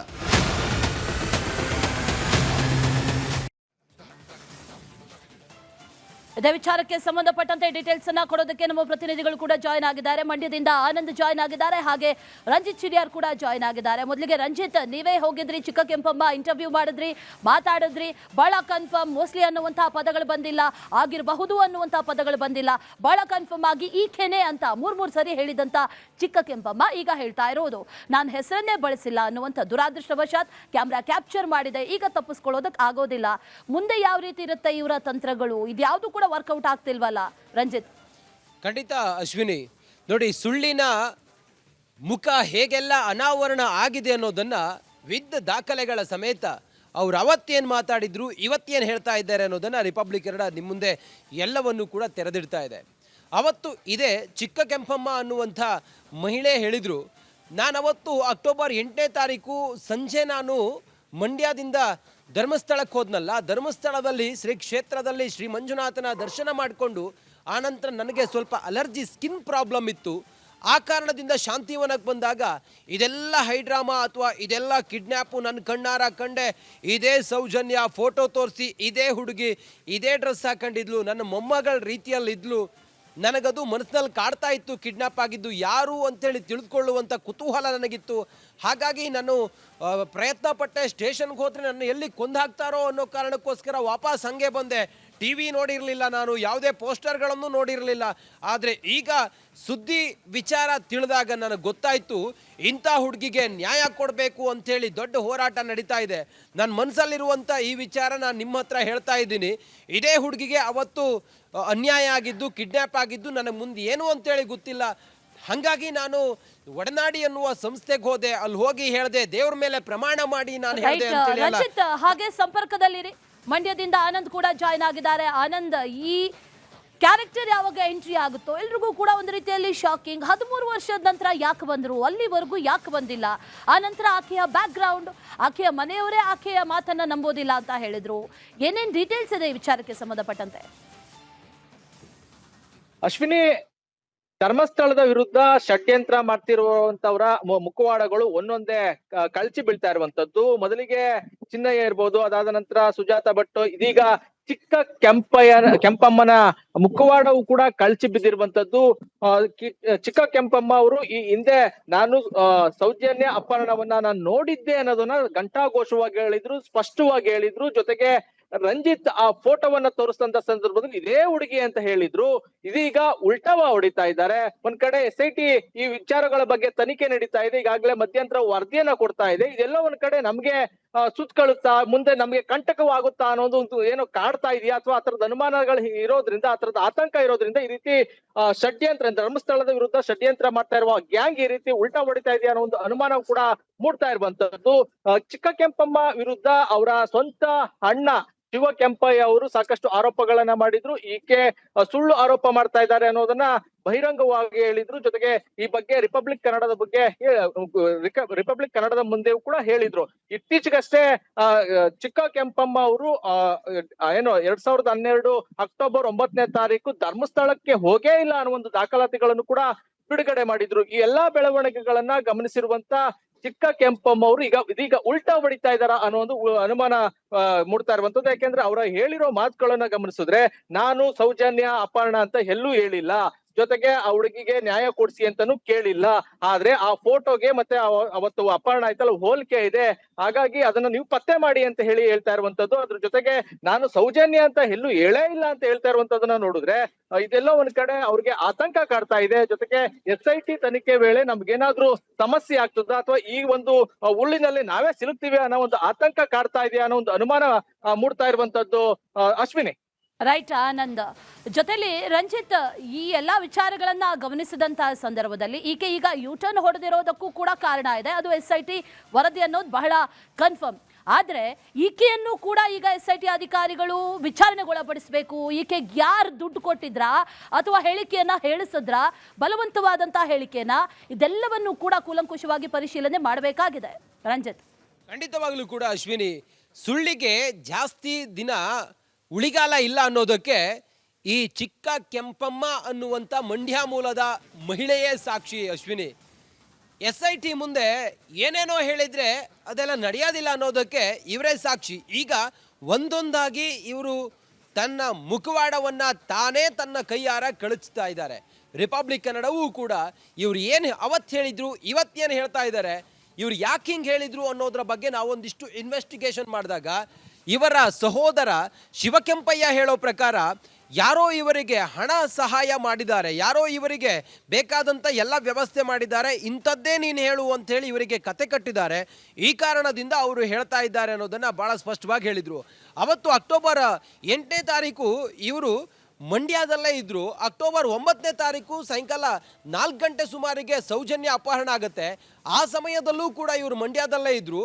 ಇವರು ಕೆಲಸ ಮಾಡಿದ್ದಾರೆ, ಅಂಗನವಾಡಿಯಲ್ಲಿ ಕೆಲಸ ಮಾಡಿದ್ದಾರೆ ಅನ್ನೋದಕ್ಕೆ ಹಾಜರಾತಿ ಪುಸ್ತಕದಲ್ಲಿ ಎಲ್ಲವೂ ಕೂಡ ಅವರ ಸಿಗ್ನೇಚರ್ ಇರೋದು. ಇದನ್ನೆಲ್ಲ ನೋಡಿದರೆ ಗೊತ್ತಾಗುತ್ತೆ ಚಿಕ್ಕ ಕೆಂಪಮ್ಮ ಅನ್ನುವಂಥ ಮಹಿಳೆ ಡ್ರಾಮಾ ಮಾಡಿದ್ರು, ಕತೆ ಕಟ್ಟಿದ್ರು ಅನ್ನೋದು. ಈಗ ನಾನೆಲ್ಲಿ SIT ಅಧಿಕಾರಿಗಳ ಜಾಲದ ಒಳಗಡೆ, ಬಲೆ ಒಳಗಡೆ ಸಿಕ್ಕಿ ಬೀಳ್ತೀನಿ ಅನ್ನೋ ಕಾರಣಕ್ಕೋಸ್ಕರ ಈ ರೀತಿ ಸುಳ್ಳುಗಳನ್ನು ಹೇಳ್ತಾ ಇದ್ದಾರೆ ಅನ್ನೋದ್ರ ಬಗ್ಗೆ ಅವರ ಸಹೋದರನೇ ಹೇಳ್ತಾ ಇದ್ರು. ಅಂದರೆ ನೋಡಿ, ಇವರ ಉದ್ದೇಶ ಬಹಳ ಕ್ಲಿಯರ್ ಆಗಿತ್ತು. ಧರ್ಮಸ್ಥಳದಲ್ಲಿ ಈ ರೀತಿಯ ಒಂದು ವಿಚಾರ ನಡೀತಾ ಇರುವಾಗ ನಾನೇನೋ ಹೇಳಿದರೆ ಅದು ತನಿಖೆಗೆ ಮತ್ತಷ್ಟು ಪೂರಕ ಆಗುತ್ತೆ, ಇನ್ನಷ್ಟು ಸೀರಿಯಸ್ ಆಗಿ ಅವರು ತನಿಖೆ ಮಾಡ್ತಾರೆ, ತನಿಖೆಯ ಹಾದಿಯನ್ನು ತಪ್ಪಿಸಬಹುದು ಅನ್ನೋದು ಇವರ ಉದ್ದೇಶ ಆಗಿತ್ತು ಅನ್ನೋದ್ರ ಬಗ್ಗೆ ಈಗ ಪೊಲೀಸರು ತನಿಖೆ ಮಾಡ್ತಾ ಇದ್ದಾರೆ. ಸದ್ಯಕ್ಕೆ ಚಿಕ್ಕ ಕೆಂಪಮ್ಮ ಅನ್ನುವಂಥ ಲೇಡಿ ಇದ್ರಲ್ಲ, ಅವರು ಟೋಟಲಿ ಹೇಳಿರೋದು ಎಲ್ಲವೂ ಕೂಡ ಸುಳ್ಳು ಅನ್ನೋದು ರಿಪಬ್ಲಿಕ್ ಕನ್ನಡ ಪದೇ ಪದೇ ಹೇಳ್ತಾ ಇದೆ. ಅವತ್ತು ಸೌಜನ್ಯ ಅನ್ನೋ ಫೋಟೋ ತೋರಿಸಿ ಇವಳೇ ಅಂತೇಳಿ ಹೇಳ್ದಂಥ ಚಿಕ್ಕ ಕೆಂಪಮ್ಮ ಇವತ್ತು ಅವಳಾಗಿರ್ಬಹುದೇನೋ ನನಗೆ ಗೊತ್ತಿಲ್ಲ ಅಂತೇಳಿ ಮಾತನ್ನು ಬದಲಾಯಿಸಿರೋದು ನೋಡ್ತಾ ಇದ್ರೆ ಬಹುಶಃ ಇವರ ಮುಖವಾಡ ಎಲ್ಲವೂ ಕೂಡ ಕಳಚಿ ಬಿದ್ದಿದೆ. ಚಿನ್ನಯ್ಯ ಮುಖವಾಡ ಕಳಚಿದ್ದು ಕೂಡ ರಿಪಬ್ಲಿಕ್ ಕನ್ನಡ. ನಾವು ತಮಿಳುನಾಡಿನ ಅವ್ರ ಊರಿಗೆ ಕೂಡ ಹೋಗಿದ್ವಿ. ಅದಾದ ನಂತರ ಅನನ್ಯ ಭಟ್ ಕಥೆಯನ್ನು ಕಟ್ಟಿದಂಥ ಈ ಸುಜಾತ ಭಟ್ ಮುಖವಾಡ ಕಳಚಿದ್ದು ಕೂಡ ರಿಪಬ್ಲಿಕ್ ಕನ್ನಡ. ಇವತ್ತು ಸೌಜನ್ಯ ಹೆಸರಳಿ ನಾನೇ ಐ ವಿಟ್ನೆಸ್, ನಾನೇ ನೋಡಿದ್ದೀನಿ, ಜೀವಂತ ಸಾಕ್ಷಿ ನಾನೇ, ಎಲ್ಲಿ ಬೇಕಾದರೂ ಬಂದು ಹೇಳ್ತೀನಿ, ಸಾಕ್ಷಿ ಹೇಳ್ತೀನಿ ಅಂತೇಳಿ ಹೇಳ್ದಂಥ ಇದೇ ಚಿಕ್ಕ ಕೆಂಪಮ್ಮ ಇವತ್ತು ನಾನು ನೋಡಿದ್ದು ಅವಳಲ್ಲ ಅಂತೇಳಿ ಹೇಳ್ತಾ ಇರೋದು ನೋಡಿದರೆ ಬಹುಶಃ ಇವರೆಲ್ಲರ ಬಂಡವಾಳ ಈಗ ಬಯಲಾಗಿದೆ. ಮುಂದಿನ ಹಂತದಲ್ಲಿ ಕಾನೂನು ಕುಣಿಕೆ ಮಾತ್ರ ಬಾಕಿ ಇರೋದು. ಯಾರು ತಪ್ಪು ಮಾಡಿದ್ದಾರೆ, ಯಾರು ಷಡ್ಯಂತ್ರ ಮಾಡಿದ್ದಾರೆ, ಯಾರು ಅಪಪ್ರಚಾರ ಮಾಡಿದ್ದಾರೆ, ಯಾರು ಸುಳ್ಳಿನ ಕಥೆಯನ್ನು ಕಟ್ಟಿದ್ದಾರೆ, ಯಾರು ಧಾರ್ಮಿಕ ಶ್ರದ್ಧಾ ಕೇಂದ್ರದ ವಿರುದ್ಧ ಇಲ್ಲ ಸಲ್ಲದ ಆರೋಪಗಳನ್ನು ಮಾಡಿ ಕಪ್ಪು ಚುಕ್ಕಿಯನ್ನು ತರುವುದಕ್ಕೆ ಪ್ರಯತ್ನ ಪಟ್ಟಿದ್ದಾರೆ, ಅಂಥವರಿಗೆ ಶಿಕ್ಷೆ ಆಗಲೇಬೇಕು. SIT ಅಧಿಕಾರಿಗಳು ಆ ನಿಟ್ಟಿನಲ್ಲಿ ತನಿಖೆ ಮಾಡ್ತಾ ಇದ್ದಾರೆ. ಆ ಮೂಲಕ ರಿಪಬ್ಲಿಕ್ ಕನ್ನಡ ಈ ಚಿಕ್ಕ ಕೆಂಪಮ್ಮ ಅನ್ನುವಂಥ ಮಹಿಳೆಯ ಮುಖವಾಡವನ್ನು ನೀಟಾಗಿ ಕಳಚಿಟ್ಟು ಇವರು ಹಿಂಗಲ್ಲ, ಇವ್ರು ಹೇಳಿದ್ದು ಸುಳ್ಳು ಅನ್ನೋದನ್ನು ಇವತ್ತು ನಾವು ಅವರ ಸಹೋದರ ಹೇಳಿರುವ ಮಾತಿನ ಆಧಾರದ ಮೇಲೆ, ಅವರ ಸಹೋದರ ಕೊಟ್ಟಿರುವಂಥ ಕೆಲವು ಪೂರಕವಾದಂಥ ದಾಖಲೆಗಳನ್ನು ತೋರಿಸಿ ಜನರ ಮುಂದೆ ಇಡ್ತಾ ಇದ್ದೀವಿ. ಜನರೇ ನಿರ್ಧಾರ ಮಾಡಿ, SIT ಅಧಿಕಾರಿಗಳು ತನಿಖೆ ವೇಳೆ ಎಲ್ಲವೂ ಕೂಡ ಬಯಲಾಗುತ್ತೆ. ಅಶ್ವಿನಿ, ರೈಟ್. ರಂಜಿತ್ ಹಾಗೆ Anand, thank you so much ಡೀಟೇಲ್ಸ್ಗೆ. ಧರ್ಮಸ್ಥಳ ತನಿಖೆಯಲ್ಲಿ ಈ ಸಮೀರ್ ಹೆಸರು ಬಿಟ್ಟಿದ್ಯಾಕೆ ಅನ್ನುವಂಥ ಪ್ರಶ್ನೆ ಬಹಳವಾಗಿ ಕೇಳಿ ಬರ್ತಾ ಇದೆ. ಯೂಟ್ಯೂಬರ್ ಸಮೀರ್ ಹಿಂದೆ ಹಾಗಾದ್ರೆ ಕಾಂಗ್ರೆಸ್ ಸರ್ಕಾರ ಇದೆ ಅನ್ನುವಂಥ ಮಾತುಗಳನ್ನ ಹೇಳ್ತಾ ಇದ್ದಾರೆ. ಕೇರಳಕ್ಕೆ ಚಿನ್ನಯ್ಯನನ್ನ ಕರೆದುಕೊಂಡು ಹೋಗಿದ್ರು ಈ ಸಮೀರ್. ಹಿಂದೂ ಮುಖಂಡ ತೇಜಸ್ ಗೌಡ ಗಂಭೀರವಾದಂಥ ಆರೋಪವನ್ನ ಮಾಡಿದ್ದಾರೆ. ಕೇರಳ ಸಂಸದರೊಬ್ಬರ ಭೇಟಿಗೆ ಈ ಬಿ ಗ್ಯಾಂಗ್ ಹೋಗಿತ್ತು ಅನ್ನುವಂಥ ವಿಚಾರ. ಧರ್ಮಸ್ಥಳ ಷಡ್ಯಂತ್ರ ಕೇಸ್ಗೆ ಈಗ ಹಿಂದೂ ಮುಖಂಡ ಟ್ವಿಸ್ಟ್ ಕೊಟ್ಟಿದ್ದಾರೆ. SIT ವರದಿಯನ್ನ ಗಮನಿಸಿದಂತ ಸಂದರ್ಭದಲ್ಲಿ ಒಂದು ಹೆಸರು ಬಿಟ್ಟು ಹೋಗಿತ್ತು, ಅದು ಯೂಟ್ಯೂಬರ್ ಸಮೀರ್. ಆತನ ವಿರುದ್ಧ ಕ್ರಮ ಯಾಕಿಲ್ಲ, ಆತನ ಹೆಸರನ್ನ ಯಾಕೆ ಹಾಕಿಲ್ಲ ಅನ್ನುವಂತ ಪ್ರಶ್ನೆಯನ್ನ ಮಾಡಿದ್ದಾರೆ ತೇಜಸ್ ಗೌಡ.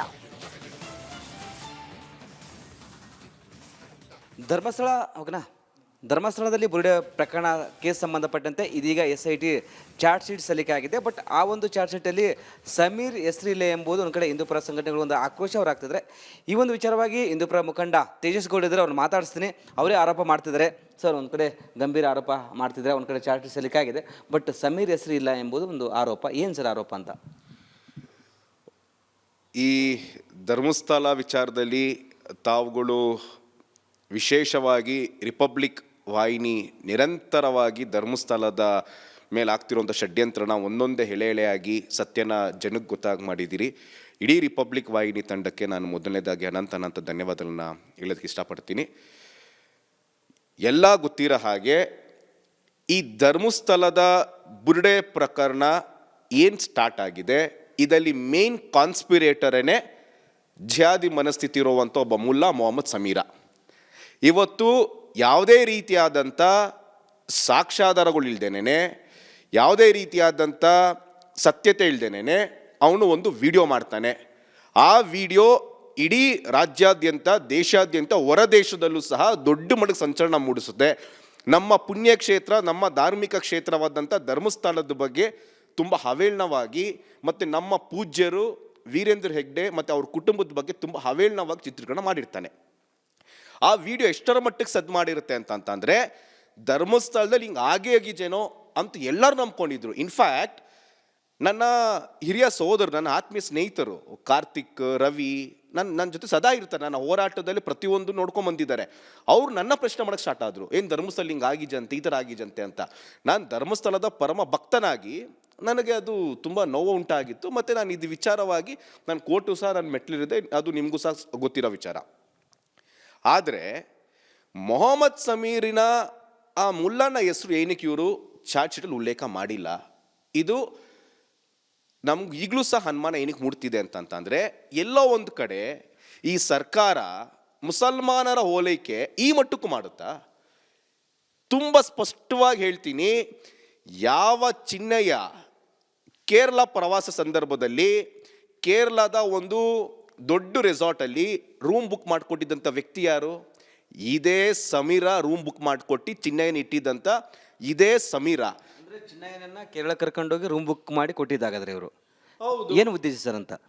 ಕೇರಳದಲ್ಲಿ ಒಬ್ಬ ಸಂಸದರನ್ನ ಭೇಟಿ ಆಗೋದಕ್ಕೆ ಹೋಗ್ತಾರೆ.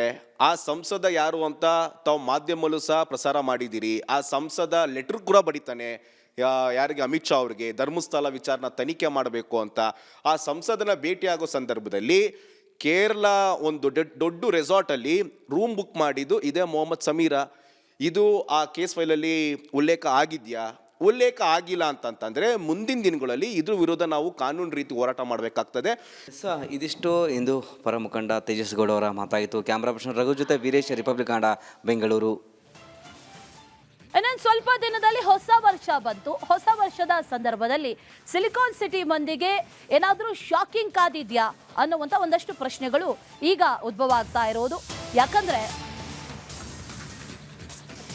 ಹೊಸ ವರ್ಷಕ್ಕೆ ಸಿಟಿ ಜನರಿಗೆ ಶಾಕಿಂಗ್ ನ್ಯೂಸ್. ಮುಂದಿನ ವರ್ಷ ಮತ್ತಷ್ಟು ಈ ಕಾವೇರಿ ನೀರು ಕಾಸ್ಟ್ಲಿ ಆಗ್ತಾ ಇದೆ. ನೀರಿನ ದರ ಏರಿಕೆಗೆ ಜಲಮಂಡಳಿ ಮೆಗಾ ಪ್ಲಾನ್ ಮಾಡಿಕೊಂಡಿದೆ.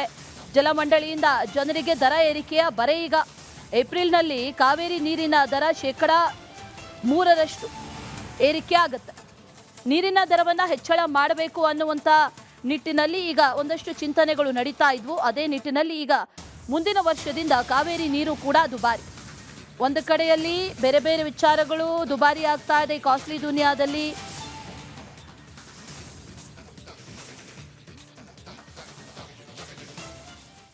ಇಲ್ಲ, ವಾಟರ್ ಟ್ಯಾಂಕರ್ದು ನಾನು ಆಗಲೇ ಹೇಳಿದ ಪ್ರಕಾರ ಖಾಸಗಿ ಟ್ಯಾಂಕರ್ಗಿಂತ ನಾವು ಕಡಿಮೆ ಬೆಲೆಯಲ್ಲಿ ಕೊಡ್ತಾ ಇದ್ದೀವಿ. ಮತ್ತು ಗುಣಮಟ್ಟ ಕಾವೇರಿ ನೀರನ್ನು ಕೊಡ್ತಾ ಇದ್ದೀವಿ. ಮತ್ತು ಡೋರ್ನಲ್ಲಿ ಡೆಲಿವರಿ ಮಾಡ್ತೀವಿ. ಯಾವುದೇ ರೀತಿಯಲ್ಲಿ ಡಿಲೇ ಆಗ್ತಾಯಿಲ್ಲ ಅಂತ ಒಳ್ಳೆಯ ಬೆಂಬಲ ಇದೆ. ಜನರು ಭಾಳ ಬೆಂಬಲ ಕೊಟ್ಟಿದ್ದಾರೆ. ಸೊ ಈ ಯೋಜನೆಯನ್ನು ಇನ್ನೂ ವ್ಯಾಪಕವಾಗಿ ಜಾರಿ ಮಾಡೋದಕ್ಕೆ ಪ್ರಯತ್ನ ಮಾಡ್ತೀವಿ. ಸಮ್ಮರ್ನಲ್ಲಿ ನಾವು ಖಂಡಿತ ಮಾಡ್ತೀವಿ. ಡಿಮ್ಯಾಂಡ್ ಜಾಸ್ತಿ ಆದರೆ ಅದನ್ನು ಫುಲ್ಫಿಲ್ ಮಾಡೋಕ್ಕೆ ಎಲ್ಲ ರೀತಿಯಲ್ಲಿ ವ್ಯವಸ್ಥೆ ಮಾಡ್ಕೊಂಡಿದ್ದೇವೆ. ಸೊ ಖಂಡಿತ ಅದನ್ನು ಫುಲ್ಫಿಲ್ ಮಾಡ್ತೀವಿ.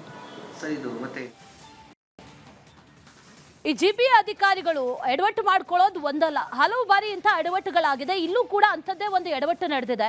ಒಂದು ಕಡೆ ಅಗದಿದ್ದಾರೆ. ಆ ಅಗದಿರುವಂತಹ ಸಂದರ್ಭದಲ್ಲಿ ಬಹಳ ಪುರಾತನವಾದಂತಹ ದೇವಸ್ಥಾನ, ಆ ದೇವಸ್ಥಾನದ ಕಂಬಕ್ಕೆ ಈಗ ಹಾನಿಯಾಗಿದೆ. GPA ಅಧಿಕಾರಿಗಳು ಮತ್ತೊಂದು ಎಡವಟ್ಟು ಮಾಡಿಕೊಂಡಿದ್ದಾರೆ. ರಸ್ತೆ ಕಾಮಗಾರಿಗಾಗಿ ದೇಗುಲದ ಆವರಣದಲ್ಲೇ ಅಗದಿದ್ದಾರೆ. ಹಲಸೂರು ಸೋಮೇಶ್ವರ ದೇಗುಲದ ಗರುಡ ಕಂಬಕ್ಕೆ ಈಗ ಹಾನಿಯಾಗಿದೆ. ಪುರಾತನ ದೇವಾಲಯದ ಗೋಪುರಕ್ಕೂ ಕೂಡ ಪೆಟ್ಟು ಬಿದ್ದಿದೆ.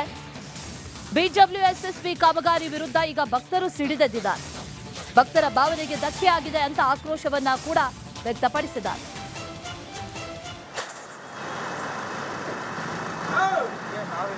GPA ಕಾಮಗಾರಿ ಪುರಾತನ ದೇವಾಲಯದ ಮೇಲೆ ಹೊಡೆತವನ್ನ ತರ್ತಾ ಇದೆ. ಪ್ರಮುಖವಾಗಿ GBA ಮತ್ತೆ BWSSB ಜಂಟಿಯಾಗಿ ನಡೆಸಿದಂತಹ ಕಾಮಗಾರಿಯಿಂದಾಗಿ ಪುರಾತನ ದೇವಾಲಯದ ಒಂದಿಷ್ಟು ಭಾಗಗಳೇನಿದೆ ಅವುಗಳು ಡ್ಯಾಮೇಜ್ ಆಗಿರುವಂಥದ್ದು. ಪ್ರಮುಖವಾಗಿ ಏನು ದೇವಾಲಯದ ಮುಂಭಾಗದಲ್ಲಿರುವಂತಹ ಗರುಡಗಂಬೆ ಏನಿದೆ ಅದರ ಕೆಳಭಾಗದಲ್ಲಿ JCB ಇಂದ ಅಗೆಯಲಾಗಿದೆ.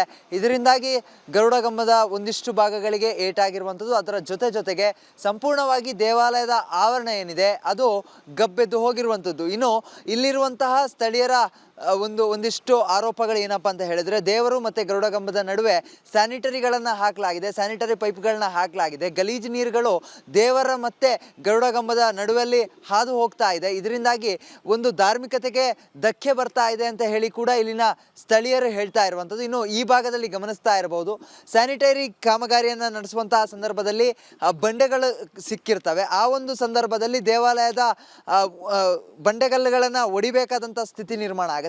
ಆಗ ಬಂಡೆಗಲ್ಲುಗಳನ್ನ ಹೊಡೆಯಲಾಗುತ್ತೆ. ಆ ಒಂದು ಸಂದರ್ಭದಲ್ಲಿ ದೇವಾಲಯದ ಒಂದಿಷ್ಟು ಗೋಪುರದ ಭಾಗಗಳು ಕೂಡ ಸಂಪೂರ್ಣವಾಗಿ ಒಡೆದು ಹೋಗಿರುವಂಥದ್ದು. ಪುರಾತನ ಕಲ್ಲುಗಳು ಸೀಲು ಬಿಟ್ಟಿರುವಂಥದ್ದು ಗಮನಿಸ್ತಾ ಇರ್ಬೋದು. ಕಲ್ಲಿನ ಒಂದಿಷ್ಟು ಗೋಪುರ ಏನಿತ್ತು, ಬಲಿಷ್ಠವಾದ ಕಲ್ಲು, ಪುರಾತನವಾದಂತಹ ದೇವಾಲಯ, ಆ ಒಂದು ದೇವಾಲಯದ ಒಂದಿಷ್ಟು ಜಾಗಗಳು ಬಿರುಕು ಬಿಟ್ಟಿರುವಂಥದ್ದು. ಇದರಿಂದಾಗಿ ಇಲ್ಲಿನ ಸ್ಥಳೀಯರು ಮತ್ತು ಇಲ್ಲಿನ ಭಕ್ತರು ಕೂಡ ಅಸಮಾಧಾನವನ್ನು ವ್ಯಕ್ತಪಡಿಸ್ತಾ ಇದ್ದಾರೆ.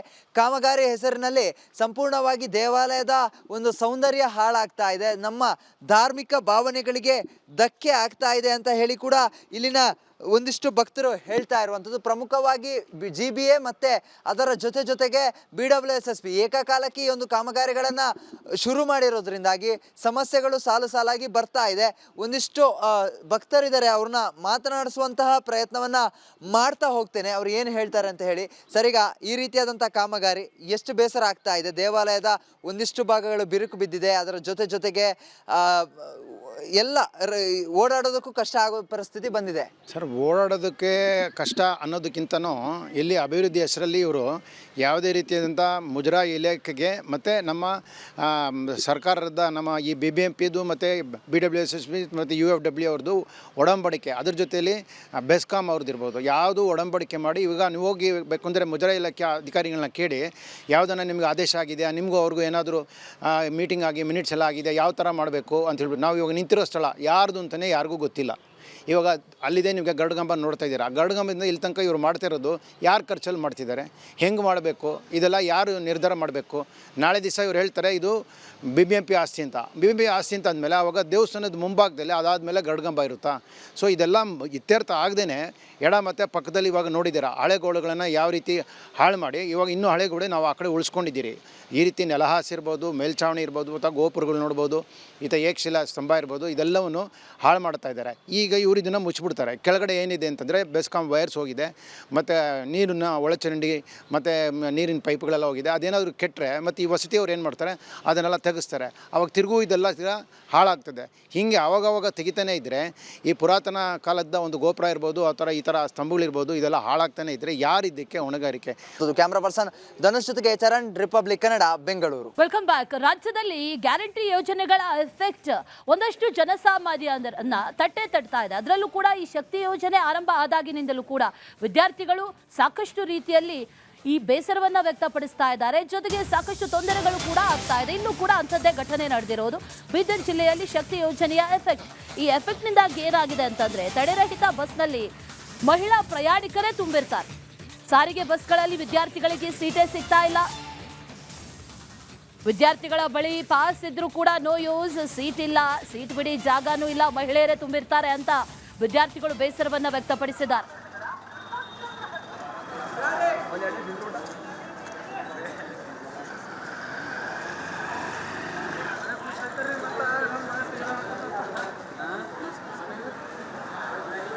ಇದರ ಕೆಂಪು ಬಣ್ಣ ಅದ್ಭುತ, ಖಾರ ಕಡಿಮೆ ಆದರೂ ರುಚಿಕರ. MDH ಕಾಶ್ಮೀರಿ